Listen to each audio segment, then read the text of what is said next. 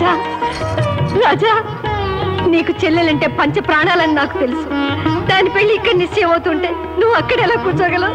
వాడి ఇంటి అల్లుడవుతున్న సమయంలో నువ్వు లేవని ఎంత అల్లాడిపోతున్నాడో.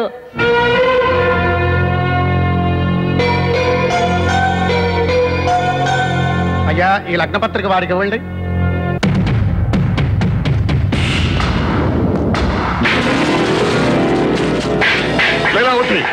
ఎవరు పిలిస్తే వచ్చాడు వాడు? ధర్మం. చెల్లెలు పెళ్లి చెడగొట్టడమేనా ధర్మం? చెడగొట్టకపోతే అధర్మం. అసలు ఇంటి చెల్లెలతో ఇంకా ఏం సంబంధం ఉందని వచ్చాడా వాడు? అడగయ్యా. ఆ ఇంటి చెల్లెలతో వీడికి ఏం సంబంధం ఉందో అడుగు.